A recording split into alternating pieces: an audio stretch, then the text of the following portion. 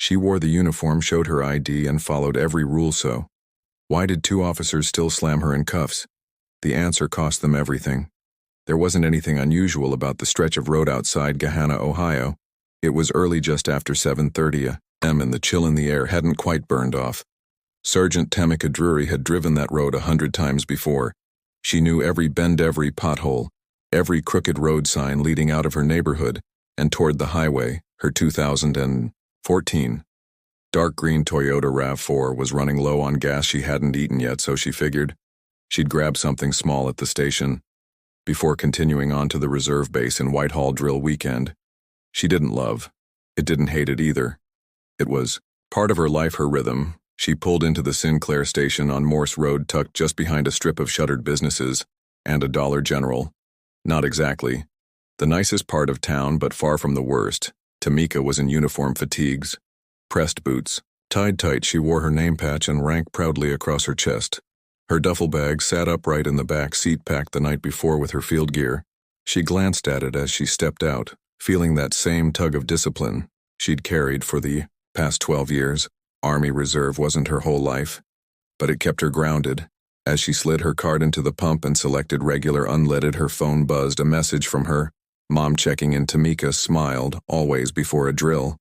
She muttered. She typed a quick reply, then opened a protein bar and took a bite while the gas filled her tank. She didn't notice the white Chevy Tahoe pull in 2 pumps over not right away. Inside the SUV sat 2 uniformed police officers from a nearby suburb, one younger, tall, with buzzed hair, the other older, heavier, and quiet behind mirrored sunglasses.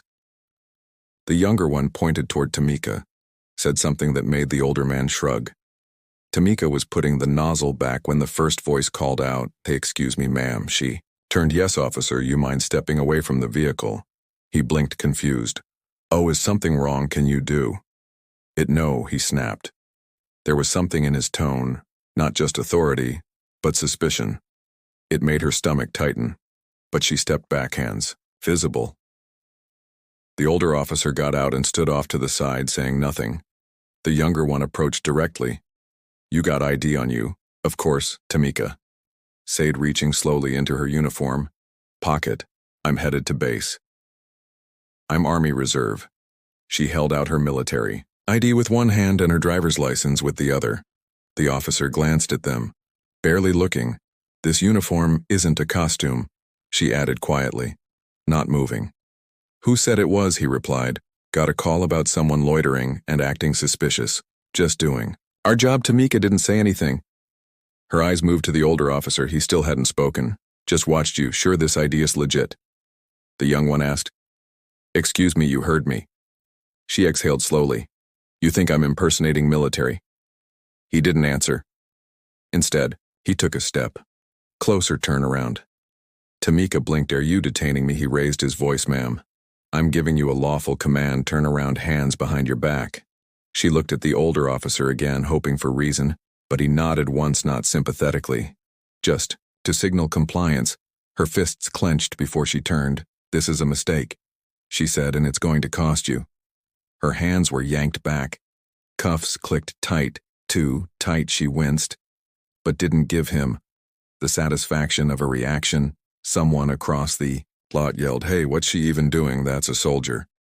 The younger officer turned his head, annoyed, back off. But Tamika wasn't thinking about the growing crowd or the eyes on her uniform. Her mind was already on the call she was about to make from the cruiser, the backseat of the police cruiser smelled like old vinyl and sweat. A door slammed shut behind her with a cold finality to make her sat upright, wrists still cuffed behind her.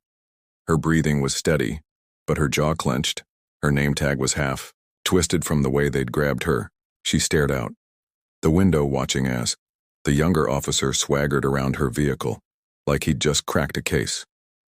The older one stayed near, the cruiser arms crossed, eyes scanning the gas station like he was bored of the whole thing. Tamika spoke loud enough to be heard through the small opening in the plexiglass barrier. "I want to call my commanding officer." The younger one didn't turn. "You'll get your phone call at the station." "That's not how this works," she replied firmly. "This uniform gives me the right to contact my base immediately when detained." He finally turned. "You're being held under suspicion of impersonating military personnel. That's a federal offense, it tight. Tamika didn't flinch. I'm not going to sit here while you pretend this isn't racial profiling, he smirked. One said anything about race, lady. We got a call, we responded. She leaned forward. You looked at my ID. You saw my license, my tags are in the window. You ignored all of that and cuffed me anyway. Why? He stared for a moment as if trying to decide whether to answer, then he turned and walked away outside. A small crowd had gathered near the sidewalk. Two young men were filming with their phones. A woman in scrubs yelled something about knowing her rights. The air buzzed with tension, the kind you could feel in your teeth. The older officer got into the driver's seat, glanced at her in the mirror. You should have just kept quiet. Tamika looked him dead in the eye. You should have just done your job right. She turned, slightly as much as the cuffs allowed. Can I use my phone or not? They hesitated. Then he muttered. Make it quick. He reached around and dropped the phone into her lap without unlocking. The cuffs, she maneuvered it awkwardly, twisting to tap the screen with the side of her thumb. 2 quick swipes, 1 number. It rang twice to make her. The voice was sharp. Alert, Byron. I'm cuffed in the back of a police car in Guyana. They say I'm impersonating military. I showed ID. They don't care. There was a pause, then who's the arresting officer? I don't know yet, no badge names shown. 2 of them white SUVs in Clare Station off Morse. I'm 5 minutes out. I'm calling command. Keep the line open. The call went quiet. But she didn't hang up. The older officer looked at her through the mirror again. Who was that, your lawyer? She didn't answer. Outside, the younger cop walked back toward the cruiser, now visibly agitated. We're getting heat out here, he muttered to his partner. Somebody's already posted video, it's hitting Facebook. Said 5 minutes, Byron's voice came again. You hear me? I hear you. The younger cop leaned into the window. Who's Byron, your boyfriend? Tamika raised an eyebrow. Try Colonel Byron Keene, 3rd Battalion Logistics. You're about to learn his name. Real well. That hit differently. The cop's jaw moved slightly. He stepped back, uncertain now. The energy was changing. More people were recording. A car honked as it passed. The woman in scrubs yelled again, this time at the cop. She's military, idiots. But the officers didn't move fast enough, and Tamika knew the clock was ticking on whether this ended quietly or publicly. Colonel Byron Keene hadn't slept much the night before. That morning he'd been at his desk, barely halfway through his first cup of black coffee, when his goddaughter's call came through. He recognized the tone in her voice immediately. Not fear, not panic, but controlled. Anger, controlled humiliation. Byron wasn't just a ranking officer. He was the kind of man who made things move. When others stalled, born in Dayton, hardened by years in deployments and bureaucratic politics, he'd seen systems work and he'd seen them break people. He wasn't about to let it break. Tamika, he tossed the coffee aside, grabbed his car keys, and dialed on Bluetooth as he pulled out of the lot. Dispatch. This is Colonel Byron Keene. Need to confirm the location of Officers Dorsey and Lynchford. I believe they've detained a service member at a gas station off Morse Road. There was hesitation on the other end, sir. We don't typically. I'm not asking for typical. I'm requesting verification of an incident involving one of my logistics officers in uniform, reportedly accused of impersonating military personnel. The line went quiet. We'll check and update you, sir. Good, you've got 2 minutes. Byron's next call was to a buddy in the city council. Pull traffic cams and see if there's a cruiser sitting near the Sinclair on Morse. I need confirmation now. Meanwhile, back in the cruiser, Tamika sat still, her phone. Call hadn't ended.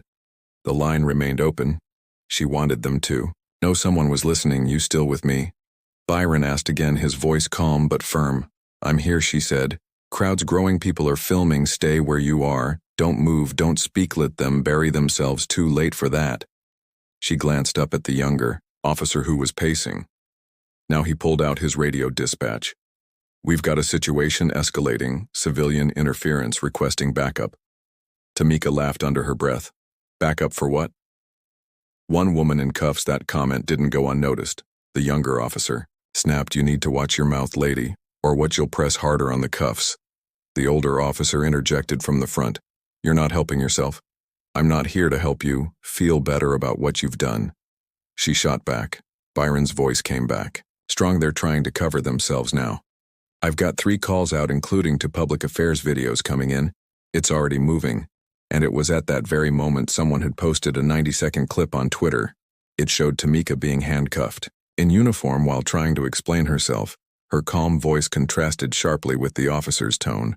It was already being retweeted by local journalists inside a newsroom across Columbus. A young editor named Reina Cortez noticed it. While scanning for lead, she clicked play, frowned, and then picked up the phone. "Yeah, we've got something brewing near Morse Road. Military woman cuffed in uniform. You want me to follow this? Go get me interviews. Check if she's still on site." Back at the gas station, more cars had pulled in, but no one was leaving. A woman in a red hoodie called out. "I got the whole thing on my phone. She told y'all she was military." The younger officer finally turned to the older one. "We messed up. We should have checked her credentials properly. We can't walk it back now." Tamika turned her head toward them. "You still think I'm wearing this uniform for fun?" The silence that followed was heavier than the cuffs on her wrists. A new police SUV pulled into the lot. Lieutenant stepped out, a middle-aged black man with a buzz cut and no expression.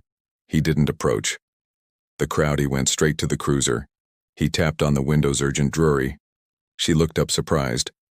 "Yes, I've been informed by Colonel Keene and reviewed the footage in real time. We're correcting this." "No." He opened the door himself and carefully uncuffed her on behalf of this department.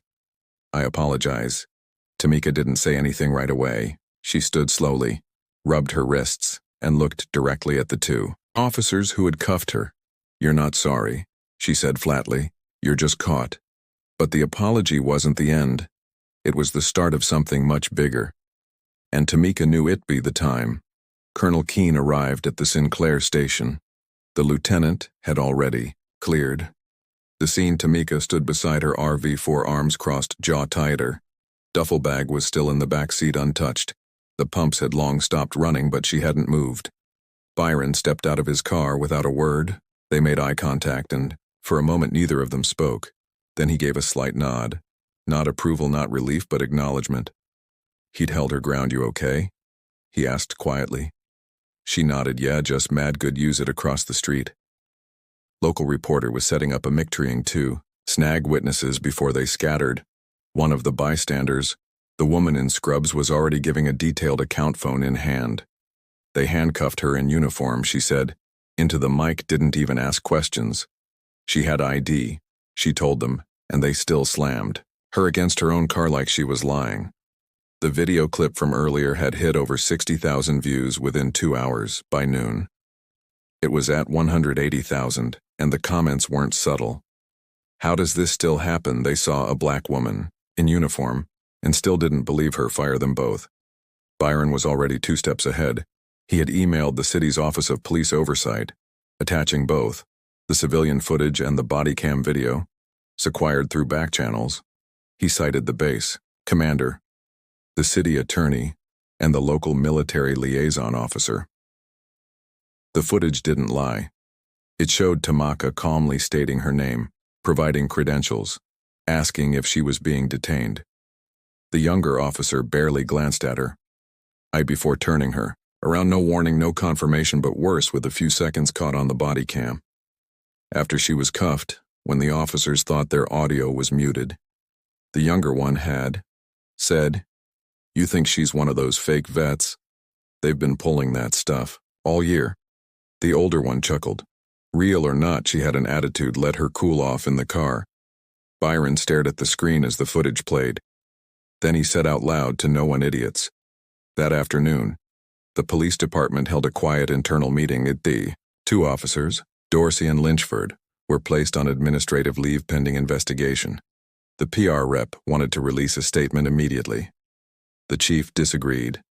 "Too soon, let it calm down." "It won't," someone replied. "Not this time." Meanwhile, back on base, word had already spread. Tamika's fellow reservists weren't surprised. Anger simmered beneath the surface, not loud but steady. "I've been in 15 years, one sergeant told another. Never once got cuffed in uniform. Wonder why that is." Tamika didn't want to speak. Publicly, she ignored interview requests and blocked unknown numbers. She wasn't chasing headlines. She didn't need applause. She wanted accountability. Byron called again that evening. "You sure you don't want to put out a statement?" She sat on her couch still, in uniform. "No." The footage speaks louder. He was quiet a moment, then said they're going to spin Itri to paint you as confrontational. She sighed. Let them try that night. One of the officers. Linford gave an off-record comment to a local paper. He claimed the incident had been blown out of proportion, and Saeed Tamika escalated the situation by refusing basic commands. By the next morning, it backfired. More footage came out, longer angles, better audio. A retired Air Force major even commented on a live segment, if that woman had been white, they wouldn't have gone near those cuffs. The department's silence only made things worse. But behind the scenes, decisions were being made, and they would change the course of both officers' careers in ways neither of them saw coming. By Friday morning, the footage had reached every major outlet in Ohio. It was no longer just a local incident, it was a headline. The kind that opened morning broadcasts and took over social media timelines. Army reservist wrongfully detained in uniform, body cam footage sparks outrage in Ghana. A woman in camo cuffed at pump. What went wrong? The Sinclair station where it happened had become a landmark overnight. News vans lined. The street reporters asked passers-by if they'd seen anything, if they'd heard of her, if they thought the officers had gone too far. Side a bakery down the block, people argued over coffee. She showed ID that should have ended it. Cops get calls like that all the time. Maybe they were just being cautious. You can't caution someone into the back of a cruiser with cuffs, not in uniform, at her home to make her stay quiet. The phones hadn't stopped ringing. Some calls were from reporters, some from strangers offering support, and a few ugly ones telling her she should have complied, or accusing her of pulling the race card. She let most of them go to voicemail, but she read every message from fellow service members. One said, "I've served 22 years, never imagined I'd have to warn my daughter that even a uniform won't protect her." Another, "You did what many of us couldn't, you stood up while sitting still." That one stayed with her. Meanwhile, the department scrambled. The mayor called an emergency press briefing. He stood stiffly beside the police chief and mumbled through a prepared statement, "This city does not tolerate profiling or misconduct of any kind. We have launched an internal review. We are in communication with military leadership and will address the matter with full transparency." But transparency came late that afternoon. The Office of Police Oversight released a preliminary review, confirming that both officers had failed to follow standard identification verification procedures. More damning was their disregard for protocol involving military personnel. It was written clearly in their manual procedures. Both officers had signed off on during training. Community groups rallied outside City Hall, signs red "Cuffed for serving, uniform protection, justice for Sergeant Drury." Tamika's name was now everywhere.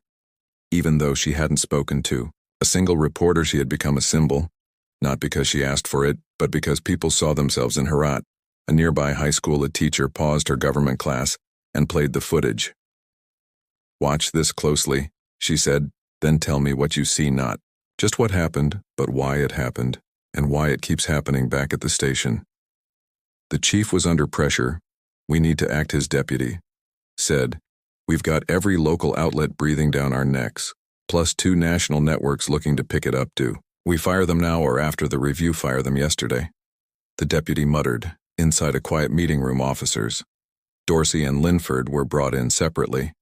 Each was told the same thing: "You're being placed on immediate unpaid suspension pending termination for conduct violations, failure to follow identification protocol, and unprofessional conduct." Dorsey tried to argue, claimed he feared she was a threat. She was unarmed. The board member replied, "In uniform with ID, and you cuffed her." Linford didn't argue. He sat down, said nothing, and signed the form. When news broke that the officers had been removed, reactions poured in. Some cheered, some called it overdue. A small segment defended the officers, saying they did their job under pressure. But the majority saw it for what it was, a wrong that had finally met consequences. At a small gathering that night, veterans lit candles outside the reserve base. They didn't chant. They didn't shout. They just stood there in silence in support. One of them, an older man in faded fatigues, held a sign that simply read, "We know what she stood for, do you?" But even with accountability beginning, the question hung in the air. What happens next for Tamika and what happens the next time it's someone else? Tamika sat on the edge of her bed, hands folded in her lap. It had been nearly a week since the gas station incident she'd taken. One day off from drill. Just one. She didn't want people looking at her differently, treating her like some victim, some symbol. She wasn't interested in being anyone's cause. She just wanted her respect back. Her boots were lined up by the door, clean laces tucked. The uniform hanging from the closet looked the same as the one she'd worn that morning. But everything felt heavier now. A letter slid under her door, around noon. Not an envelope, just a single sheet folded once. She picked it up. Sergeant Drury, on behalf of the Ghana Police Department. We extend a formal apology for the actions taken against you. The morning of March 12th, an internal review has confirmed multiple violations of protocol by officers Dorsey and Linford, both of whom have since been terminated. This letter does not undo what occurred, but it is the first step in our acknowledgement of wrong. It wasn't signed by the chief, just printed with his name, that told her everything she needed to know. Few days later, she was invited to speak at a city council meeting.